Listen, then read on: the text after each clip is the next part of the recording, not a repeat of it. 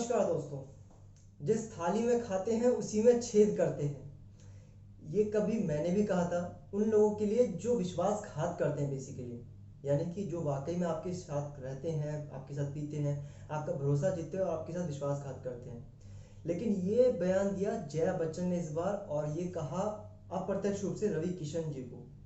Basically युवाओं के प्रेरणा स्रोत या युवाओं के मुद्दों पे बात उठाने वाले बहुत ही कम लोग ऐसे होते हैं, और ये मुद्दा बहुत ही भयानक था, बहुत ही संवेदनशील था, बहुत ज़रूरी था, जिसका रवि किशन जी ने जिक्र किया।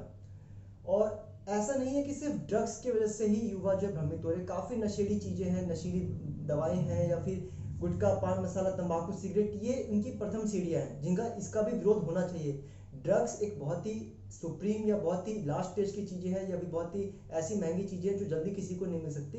लेकिन सिगरेट, पान मसाला, तंबाकू, बीड़ी, जो कुछ भी आप देखते होंगे या प्रचार होता है, मैं उसके भी विरोध में हूँ, उसके बारे में भी अभियान चलाना चाहिए। लेकिन अभी बात करते हैं रवि किशन जी ने क्या कहा।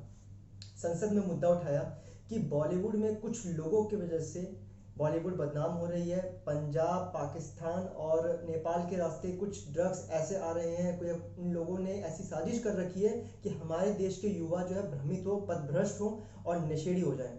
और जाहिर सी बात है, हमारा देश युवाओं का देश है। अगर युवा जिस विचारधारा का बनेगा, देश भी उस विचारधारा की होगी, समाज भी वैसा ही होगा, पार्टी भी वैसी होगी, और पूरा जीवन ही अस्त व्यस्त, हर एक चीज़ वैसा ही होगा। मतलब कुल मिलाकर के अगर किसी भी देश की चीज़ों को सुधारना हो, बिगाड़ना हो, तो वहाँ की तीन चीज़ें सबसे बड़ी चीज़ें होती हैं। वहाँ की स्त्री, वहाँ की भाषा और वहाँ की शिक्षा व्यवस्था। तो ये जो नशे वाली चीज़ें हैं वो क्या है, संस्कृति और शिक्षा व्यवस्था के बीच की एक चीज़ें हैं, जहाँ पे हमें मार्गदर्शन नहीं मिल पा रहा है कि हमें जीवन कैसे जीना, जीवन जीने की कला क्या है।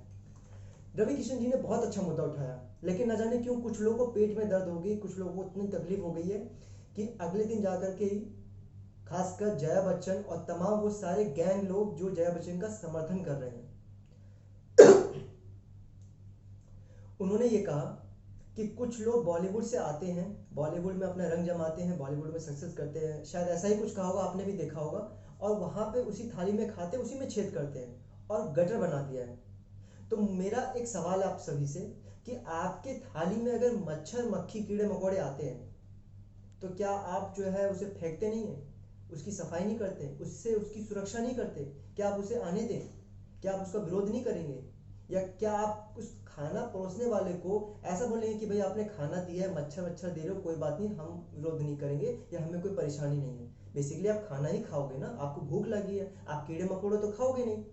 तो अगर बॉलीवुड में कुछ लोगों की वजह से ड्रग्स और इस तरह के नशों का कारोबार हो रहा है, उन चीज़ों पे विरोध होना चाहिए, उसका मुद्दा उठाना चाहिए, तो कहाँ से ये गलत है? और ये बिल्कुल जायज़ है, ये बिल्कुल इस बात से मैं सहमत हूँ कि किसी भी व्यक्ति विशेष मुद्दा, विषय, समाज, क्षेत्र के विषय पे अगर हम बात करें तो उसके आसपास या उसके संबंध में भी प्रभावित होती है। मैं इससे पहले, इस वीडियो को बनाने से पहले ही मैंने एक कोरा पे एक आर्टिकल लिखा था जिसमें मैंने बताया था कि रिया नाम की काफ़ी सारी लड़कियां हैं, बहनें हैं, माताएं हैं, अम्मा, मौसी, चाची, काकी, बहुत सारे लोग हैं, मेरी भी बहनें। लेकिन उस रिया एक लड़की की वजह से तमाम रिया वाले लड़कियों को बड़ा ही अपमानित और ग्लानि वाली फीलिंग आ रही है, उनको बहुत परेशानी हो रही है, उनके ऊपर व्यंग और तंज कसे जा रहे हैं, उनका अपमान हो रहा है। तो हम अब उस चीज़ को रोक नहीं सकते, क्योंकि उसका नाम ही है रिया। समझ रहे हैं आप, उसका नाम ही है रिया। तो अगर बॉलीवुड से जुड़े कुछ हस्तियों ने इस तरह का गलत किया है, अपराध किया है, कुछ लोग उसमें शामिल हुए हैं, तो बॉलीवुड के तमाम वो बुद्धिजीवी और श्रेष्ठ और प्रतिष्ठित लोग क्यों चुप हैं, और क्यों वो रवि किशन के बयान के बाद इस तरीके से आग बबूला उठ रहे हैं?